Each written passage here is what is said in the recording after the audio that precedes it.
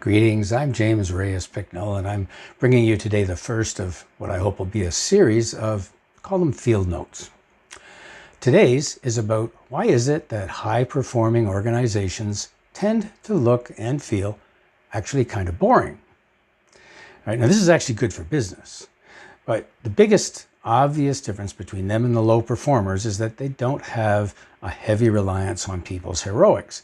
They're not doing a lot of firefighting. So when things break down, they know it's low criticality. They don't have to treat it like an emergency.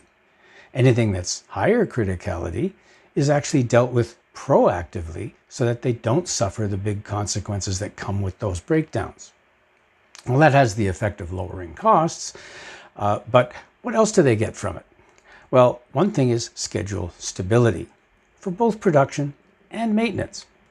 In production, they get less breakdown, therefore more stable operations, less variability in that output, and it tends to average out at a higher level.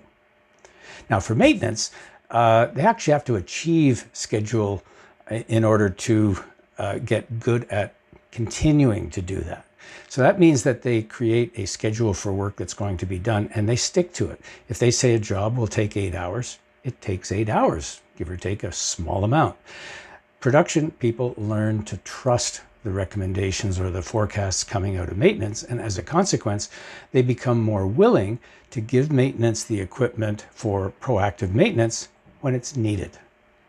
They don't hold on to it and say, no, we got to produce, because they're actually making their production quotas. So scheduling for both groups gets a little bit better. That predictable output, of course, is what you're after, but there's another benefit. When things aren't breaking down, they're not in an abnormal state, so the risks that lead to safety problems are reduced. And that shows up in your safety statistics. Now, how did they get there? All right, they didn't just get there overnight. Usually it took a bit of a transition, especially if they were in a reactive state before.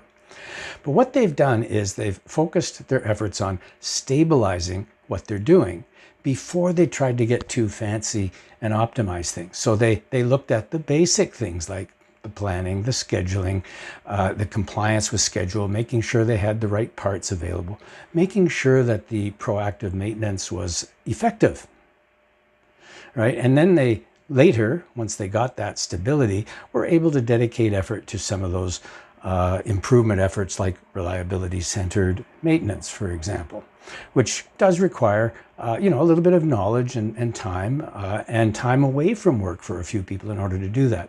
You need the capacity. So things have to be stabilized before you can actually get to that optimization state. And that's the big key to how they did this.